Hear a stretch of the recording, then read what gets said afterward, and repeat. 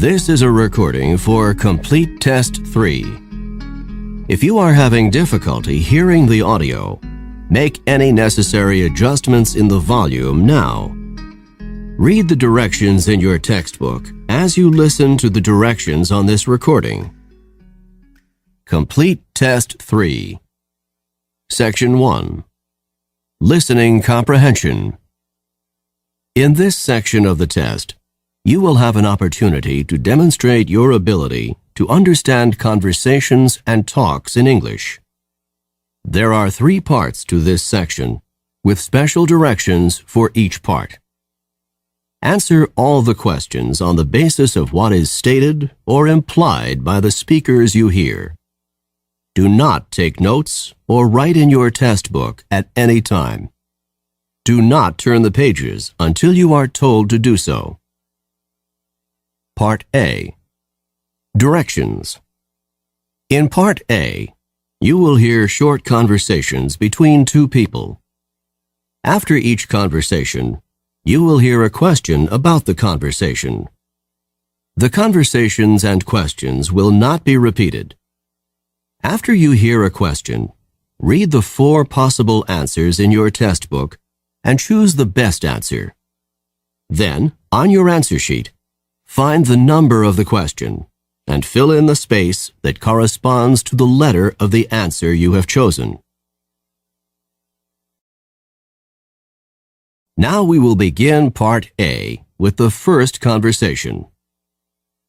Number 1. Were you able to do the last problem in the math assignment? No, it was too hard for me. What does the man mean?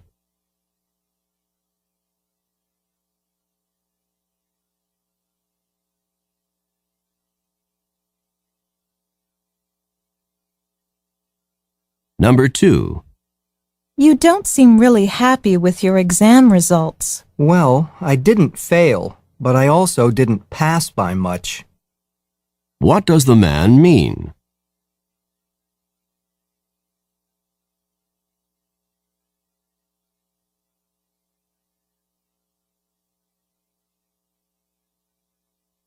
Number 3. Where are the dirty clothes? Have you taken care of them? They're in the washing machine. What does the man mean?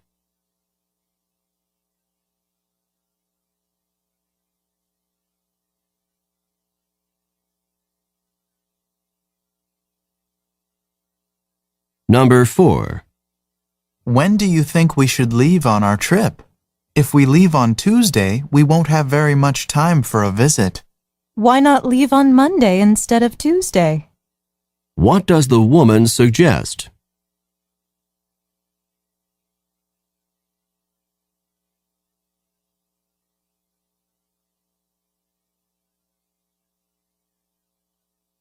Number 5. What was in the letter from the landlord? It was not good news. The rent has been raised. What does the man mean?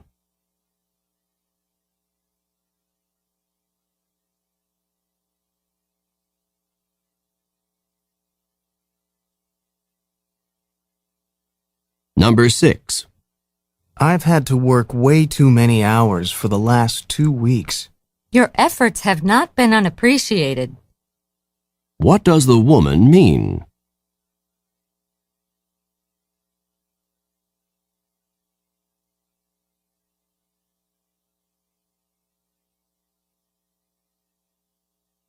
Number 7. Could you help me with this? I'll wash the lettuce if you'll make the dressing. What are the man and woman most likely doing?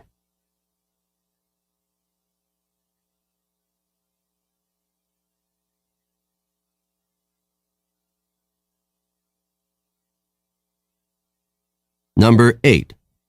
Is Jack going with us to the restaurant tonight? I was unable to convince him to go with us. What does the woman mean?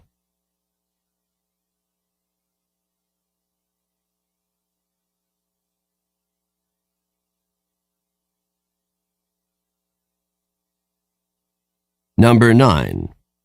Can you tell me how I can find the biology lab from here? Just go down those steps and enter the door after the first one. What should the man do?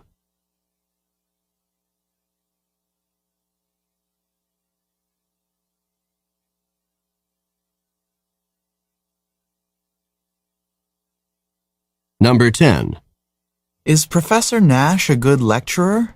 He doesn't speak very loudly, but otherwise he's great. What does the woman say about Professor Nash?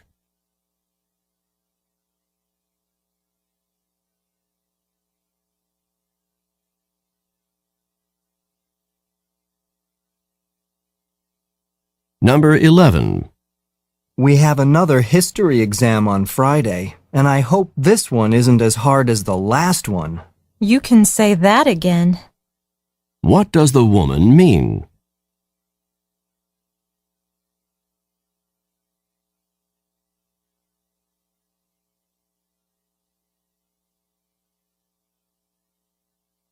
Number 12. Is the room ready for the conference? I don't think it's been set up. What does the man say about the room?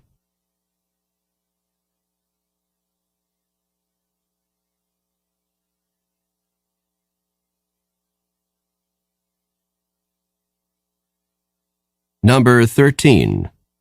Are you going to be able to stay up and study for the exam? I'm not sure. I'm on my last legs. What does the woman mean?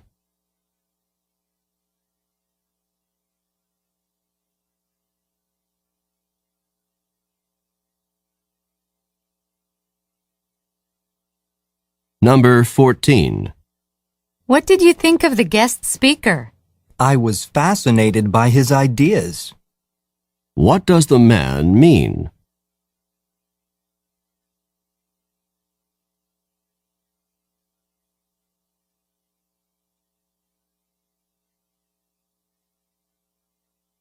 Number 15. How's the weather today? It's just not as humid as it was last week. What does the man say about the weather?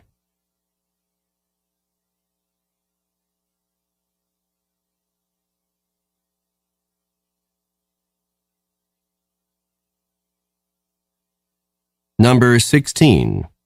How did the professor react when you explained that you'd missed class because you were ill? She couldn't have been more understanding. What does the woman say about the professor?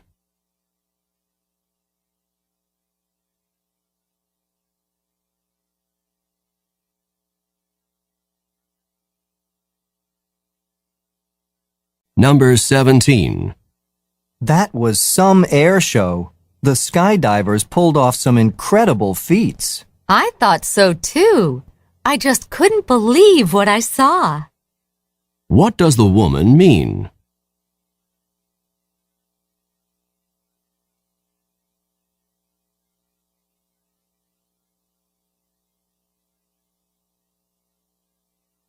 Number 18. Do you think that the restaurant was too expensive? I was surprised at the prices. We barely had enough to cover the bill. What does the woman mean?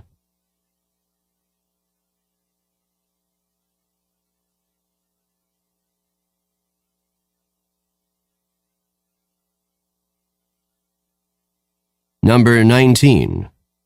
Are you going to be taking microbiology this semester? I wish I could put off taking it for another semester, but I can't. What does the man imply?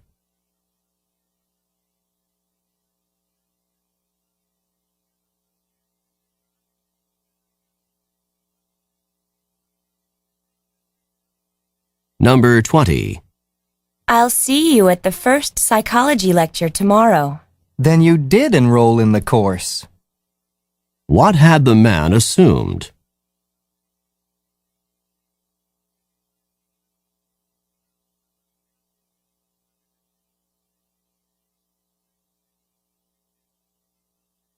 Number 21.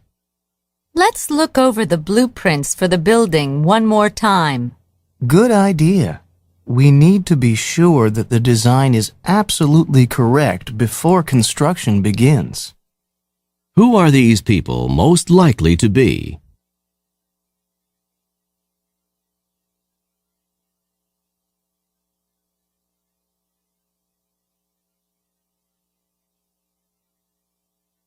Number 22. Did our team win the game? If the runner hadn't fallen, then our team would have won. What does the man imply?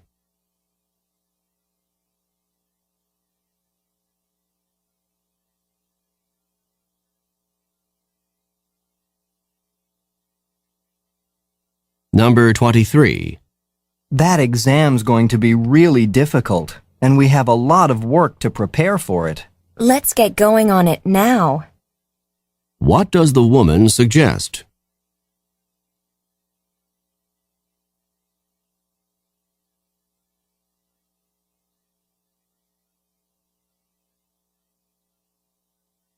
Number 24.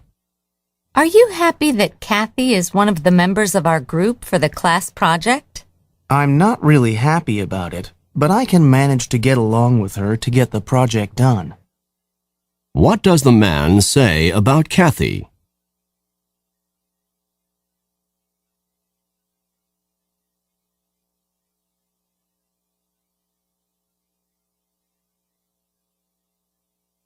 Number 25. Can you believe that the department has changed the requirements for our major? This change wasn't unexpected. What does the man mean?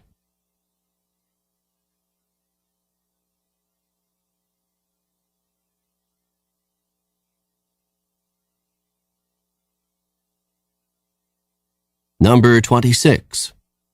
I'm not sure if we should try to buy a house in a few years or keep on renting. We'll cross that bridge when we come to it. What does the woman mean?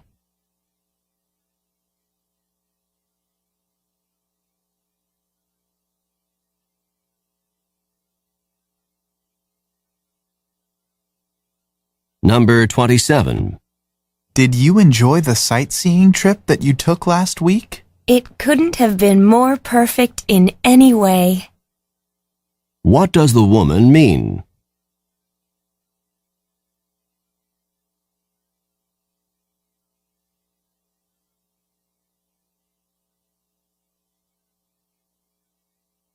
Number 28. Were you able to deal with the part of the exam on medieval architecture? The topic was barely covered in the lectures, yet it was a major part of the exam. What does the man say about the topic?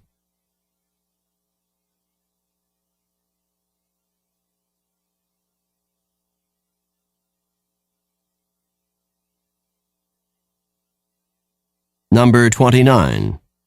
I can't believe that there's going to be an exam tomorrow. I wish the professor had announced the exam a little bit earlier. What does the woman imply?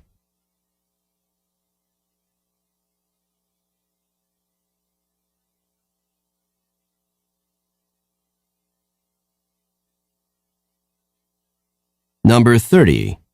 Here's a small gift for your birthday. It's something I know you like. So you did remember my birthday. Thank you so much. What had the woman assumed?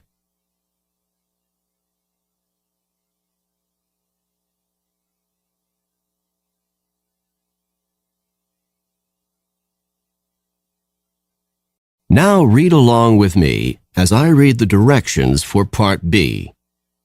Remember, you should not read ahead or turn the pages while the directions for this part are being read. Part B. Directions. In this part of the test, you will hear longer conversations. After each conversation, you will hear several questions. The conversations and questions will not be repeated. After you hear a question, read the 4 possible answers in your test book and choose the best answer. Then, on your answer sheet, find the number of the question and fill in the space that corresponds to the letter of the answer you have chosen. Remember, you are not allowed to take notes or write in your test book. Now we will begin Part B with the first conversation. Questions 31 through 34. Listen to a conversation between two students. Dora, could you please give me some help? With what? I kept putting off my History 101 paper, and it's due next week. If you want to pass the course, you've got to write that paper. I know. I thought that since you're a history major, you could help me come up with a topic for my paper. History 101 is about American history.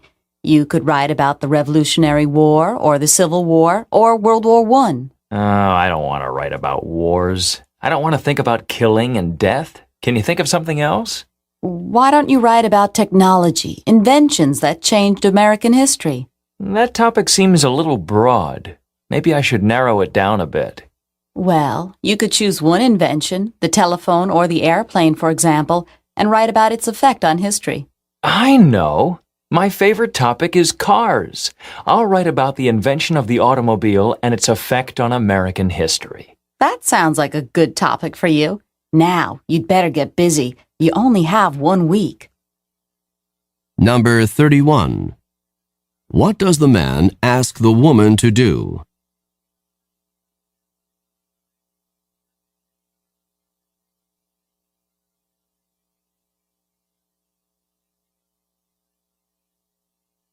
Number 32. When in the semester does this conversation probably take place?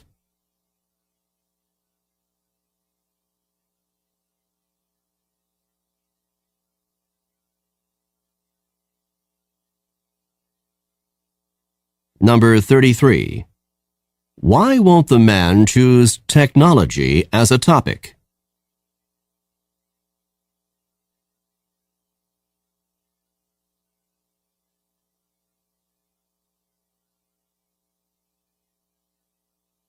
Number 34. How much time does the man have to write the paper?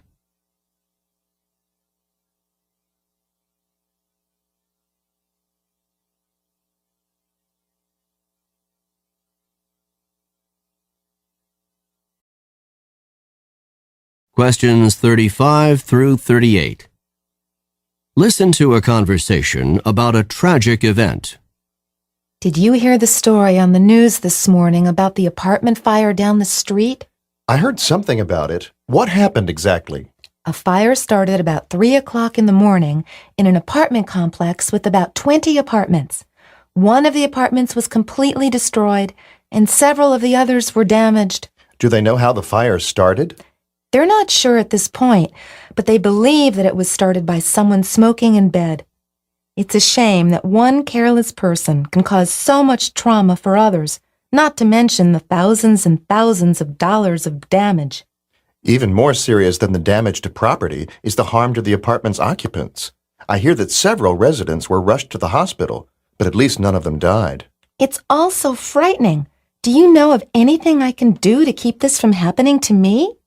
I guess the best thing to protect yourself is to make sure that you have a smoke alarm and a fire extinguisher in good working condition. The smoke alarm will give you an early warning that a fire has started, so you can call the fire department.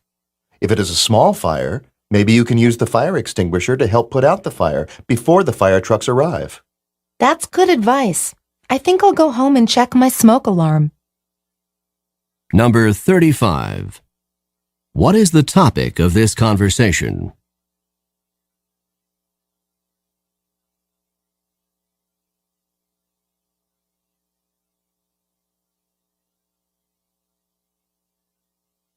Number 36. According to the woman, how extensively were the apartments damaged?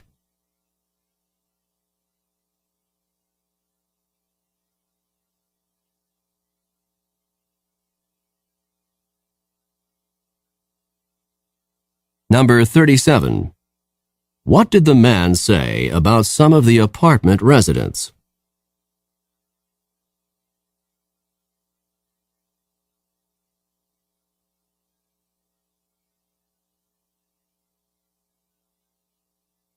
Number 38. What advice does the man give to the woman to protect herself from fires?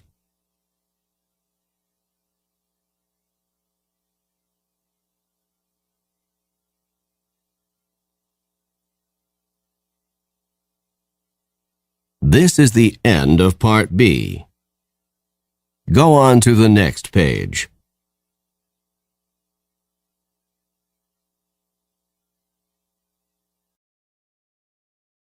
Now read along with me as I read the directions for Part C. Remember, you should not read ahead or turn the pages while the directions for this part are being read. Part C. Directions. In this part of the test, you will hear several talks. After each talk, you will hear some questions. The talks and questions will not be repeated. After you hear a question, read the 4 possible answers in your test book and choose the best answer. Then, on your answer sheet, find the number of the question and fill in the space that corresponds to the letter of the answer you have chosen. Remember, you are not allowed to take notes or write in your test book. Now we will begin Part C with the first talk. Questions 39 through 42. Listen to a talk to university students. Welcome to the orientation meeting for dance majors. All of you in the room should be students who want to be dance majors. Oh, please let me introduce myself. I am Dean Peterson, the head of the dance department. If you are majoring in dance, the most important decision you have to make is which degree you will get. Let me explain.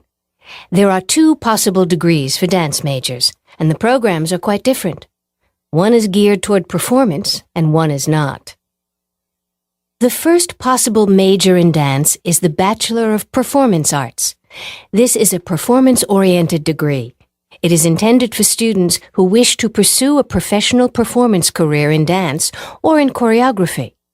The second possible major in dance is the Bachelor of Arts Studies. This major is intended for those of you who are interested in non-performance dance careers, in areas such as dance therapy, dance history, dance administration, or dance education. Either major is a 4-year program, but many of the courses that you take along the way are different, so you will have to specify your degree choice early. I hope this information will help you to decide. Number 39. Who is the speaker?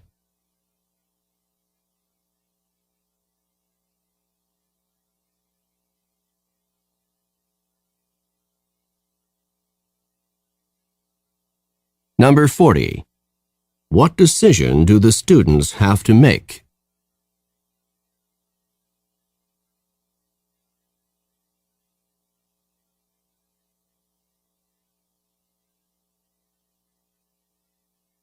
Number 41. A dance major with a Bachelor of Performance Arts degree might be interested in which area of work?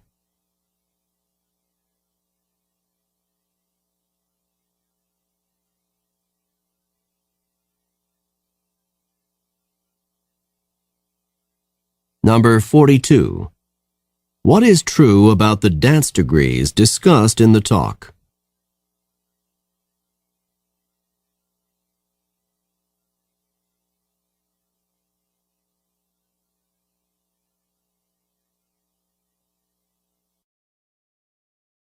Questions 43 through 46. Listen to a talk about Cajun country. Now that we're all on the bus, I'd like to tell you a little bit about what we're going to be seeing today. The area that we're visiting is called Cajun country.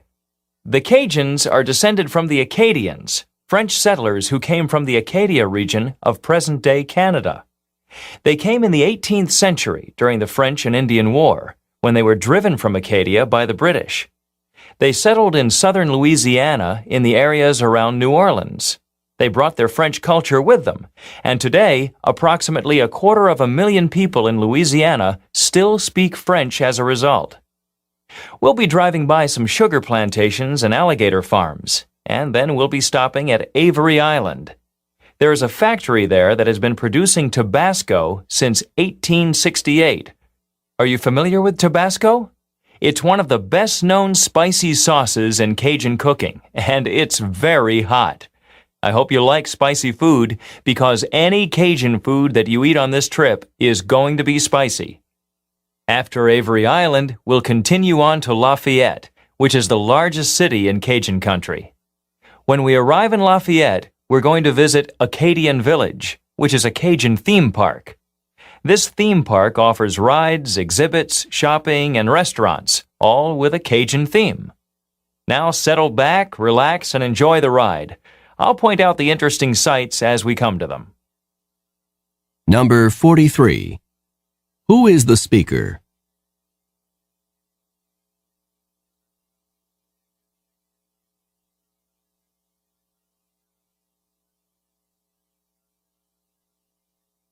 Number 44. What is true about the Cajuns?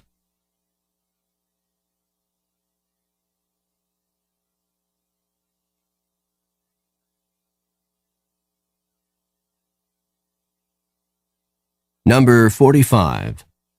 What is Cajun food like?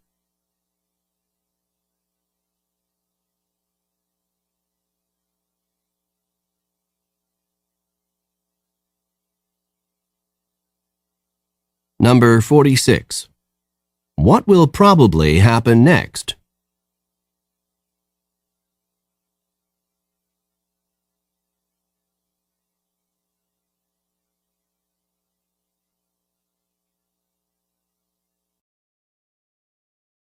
Questions 47 through 50. Listen to a lecture given in a college course. The development of the radio into a worldwide force occurred relatively quickly. In 1920, only 19 years after Marconi sent the first wireless signal across the Atlantic, the world's first radio station was established in Pittsburgh, Pennsylvania, and by 1923, nationwide broadcasting was possible in the United States. Radio broadcasting was initially totally uncontrolled, and each of the dozens of existing stations broadcasted its programs whenever and on whatever wavelength it wanted. The result for listeners, as you can imagine, was often a garbled mess.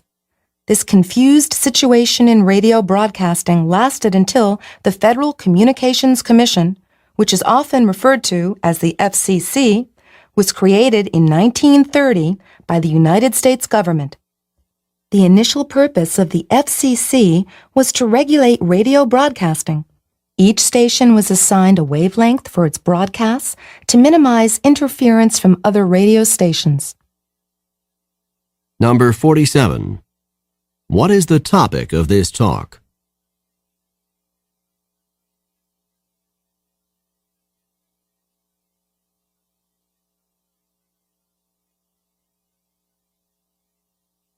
Number 48. This lecture would probably be given in which course?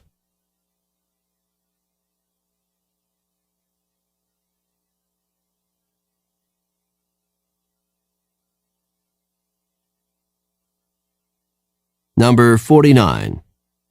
How could the situation in early radio broadcasting best be described?